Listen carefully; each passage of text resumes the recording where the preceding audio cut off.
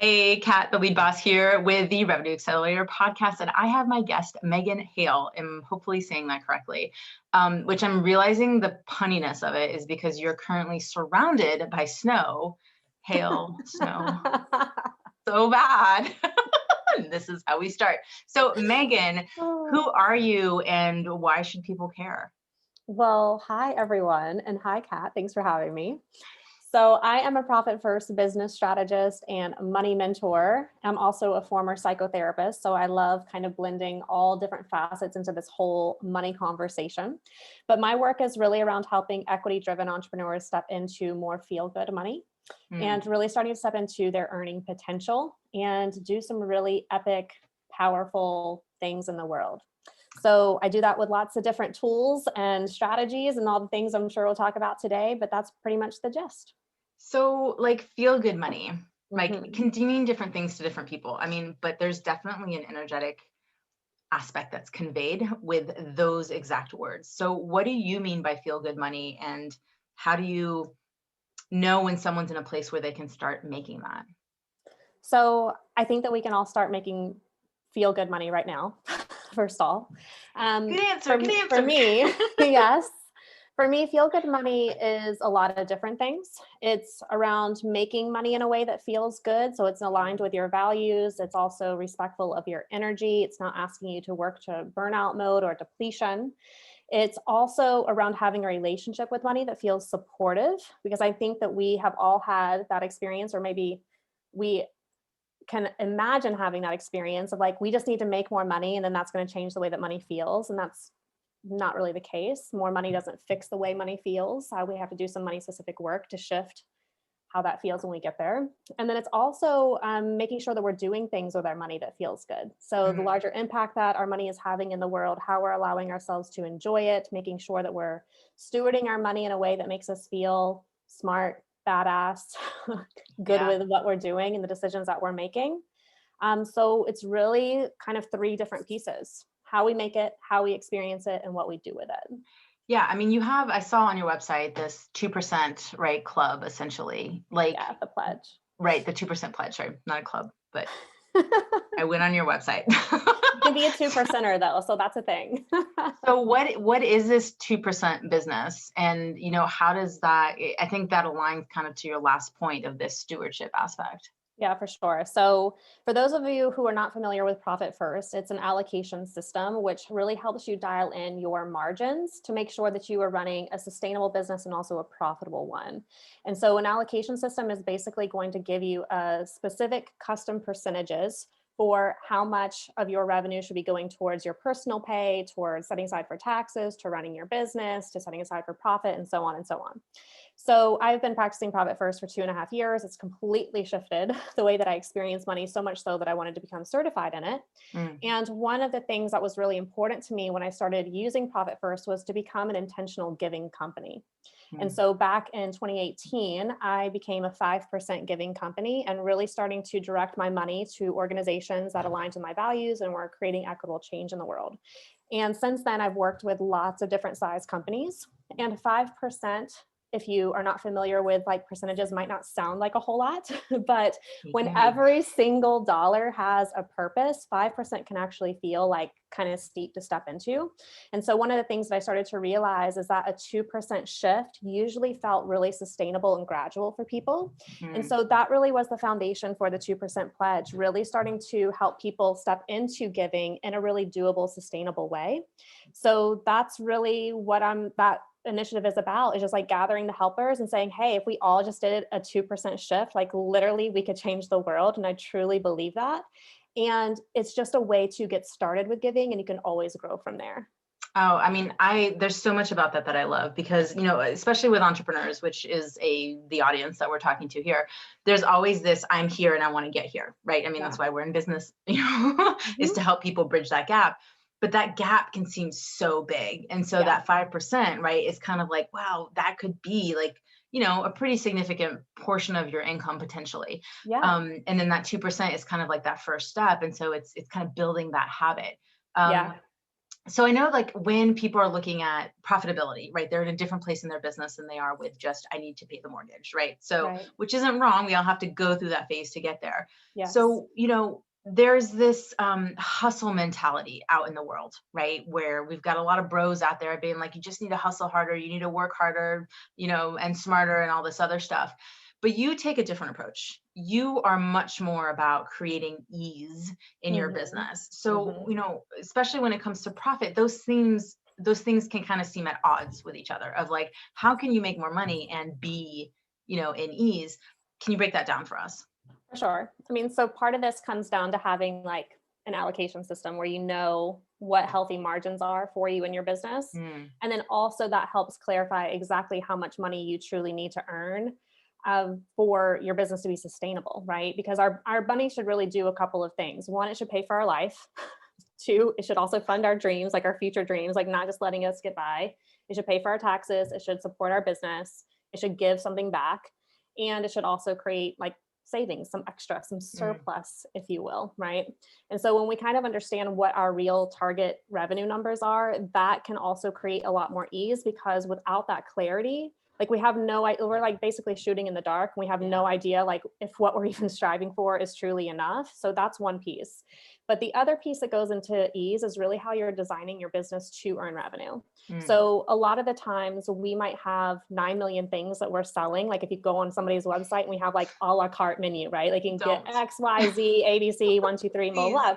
Don't. And for people who are multi-passionate and have a lot of gifts that they bring to the table, this can feel very expansive because they don't have to figure out how to pull everything together or create a process that integrates all their gifts, right?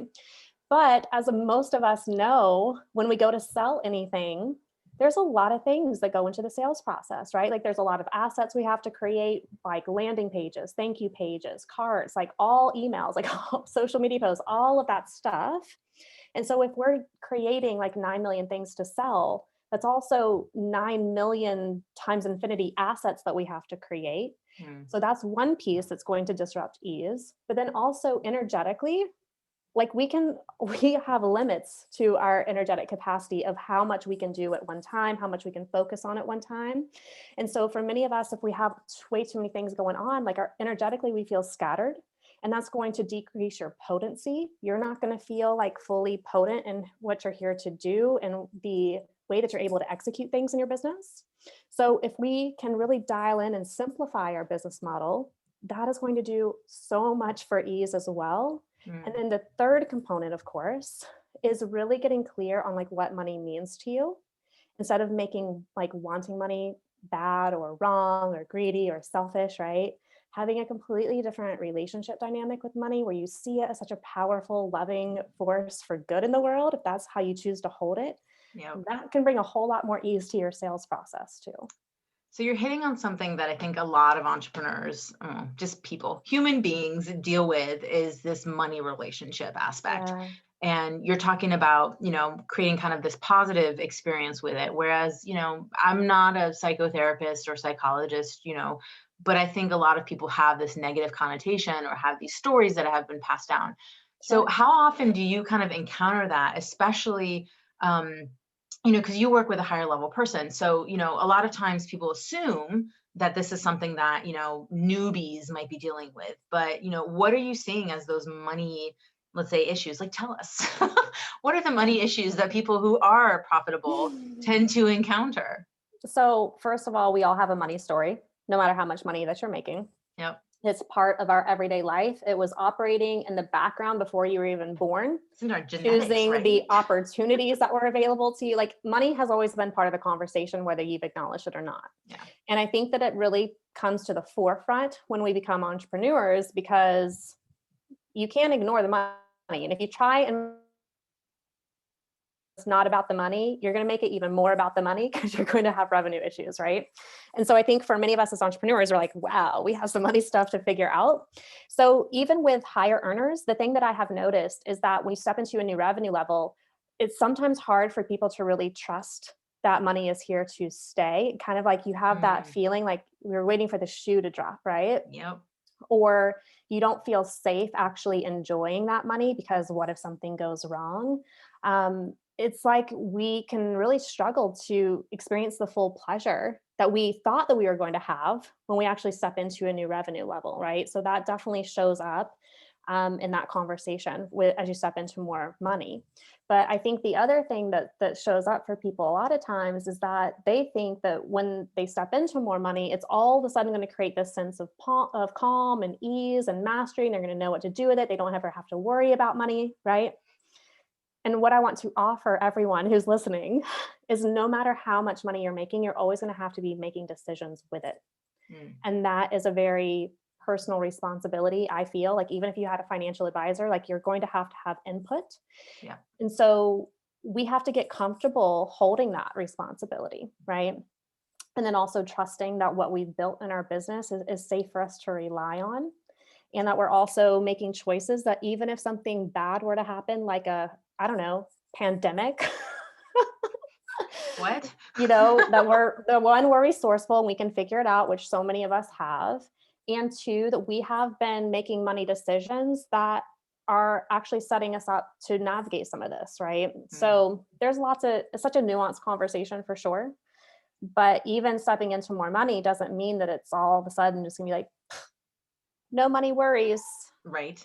Well, Well, it really sounds a lot like a relationship, right? And it's not one that you can really walk away from. It's kind of there because it's what society runs on, essentially. I mean, it's the two assets in life. You either have time or you have money, right? And hopefully it's not an either or. You would like an abundance of both.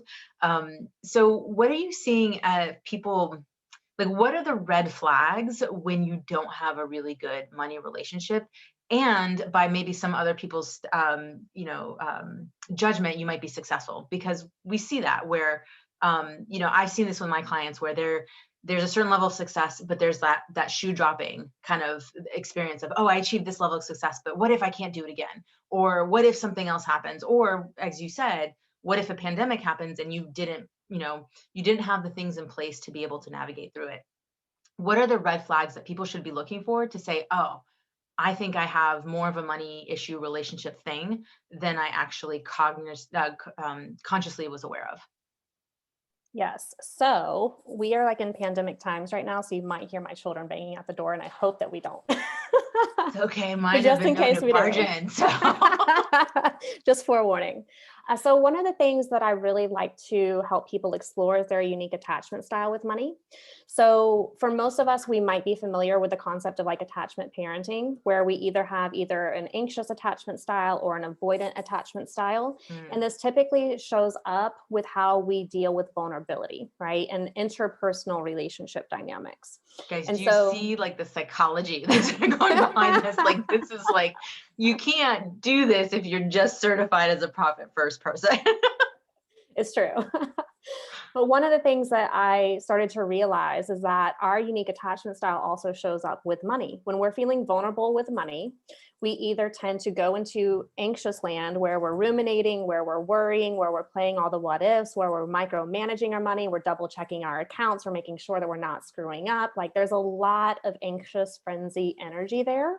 But then the opposite is true. So if we have an avoidant attachment style, right? We're like, I don't want to talk about money. I don't want to think about money. I don't want to look at my money. I don't want to open up my accounts. I don't want to do anything because ignorance is bliss and I can just be safe here, right? So it's like communication shutdown mode. It's like we put our hands over our ears, like la, la, la, like la. Toddlers, right? Exactly. And so the other option though, is that you actually have a combined type where you experience both. And that's my type. So when I was doing a lot of my money work back in 2018, like really deep work, I started to notice that some days I would show up to meet with my money and I would feel really anxious. And then other days I would show up and I would be really avoidant.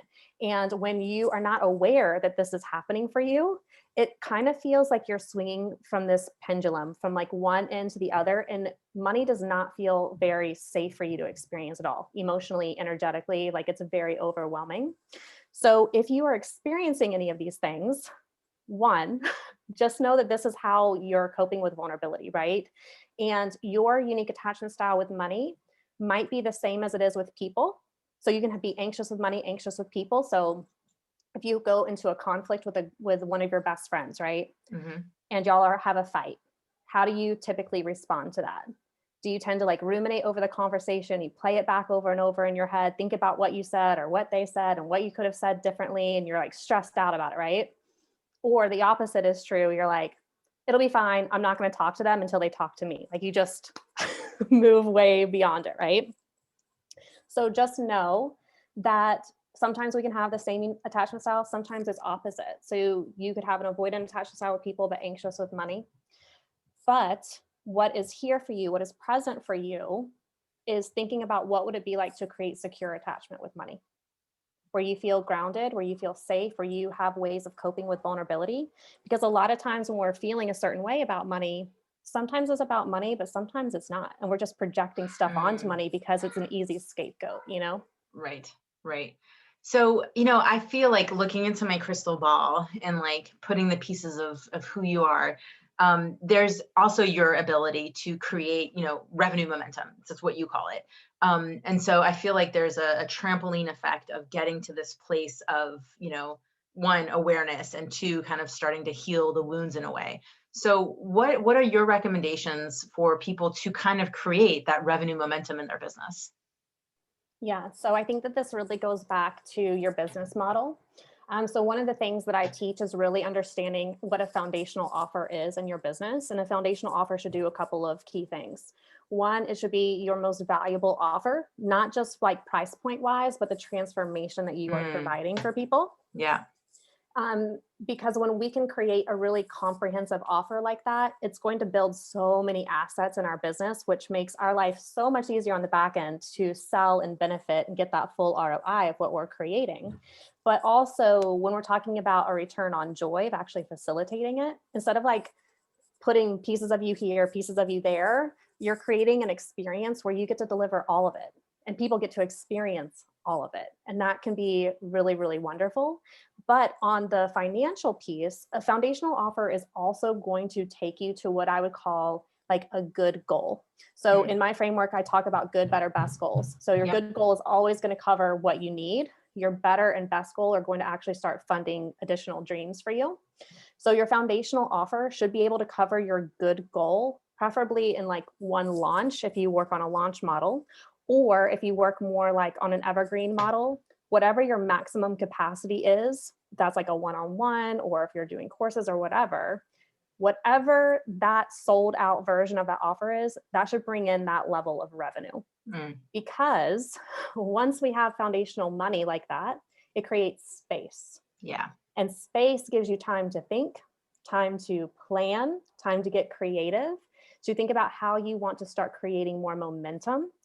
Oftentimes, if we don't have that foundational offer, we're so worried about, we're getting into that like feast and famine cycle in our business. And it's a very stressful place to be, right? So this helps solve that problem.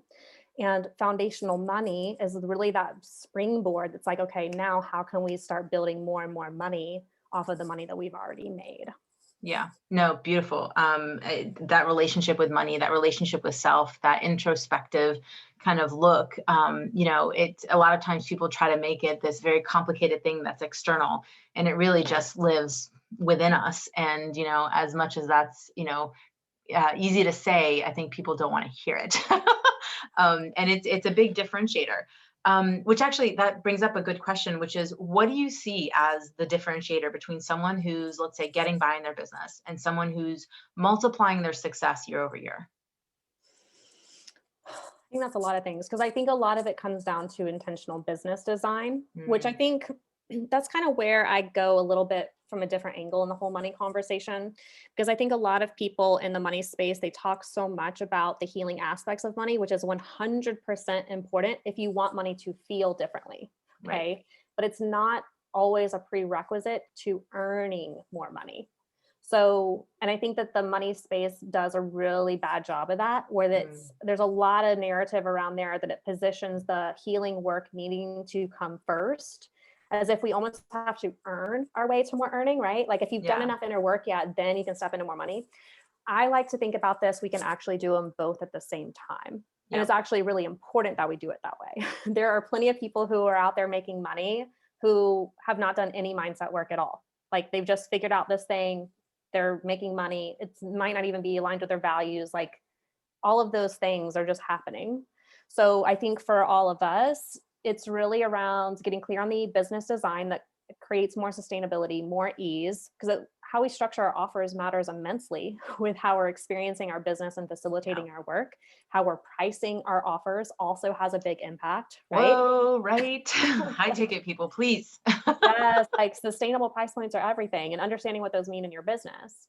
And then from that point, we can really allow that inner work, our inner relationship with money, to really leverage all of those pieces. But I think it's such a whole conversation around it, right? It's not just the inner work, it's also the strategy, it's also the structure, it's also the systems that really help us step into more money.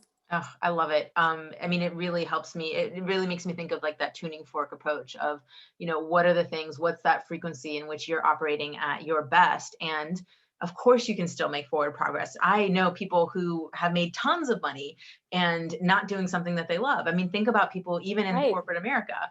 They Right. earn tons of money and they're not passionate about their work, but they're doing it, and there's a motivation there. It may not be what's in alignment, but there's enough there. And so Yeah. just imagine if you did have that alignment, right? Like how much further you could go, and like kind of like the money you've been leaving on the table, which Oh I'm my not gosh. about. There's so much to talk about there too, of like how we can make our offers work together so they start to create that momentum for us, and our offers can start to sell for us so we're not having to do all of the heavy lifting. Like there's so much there.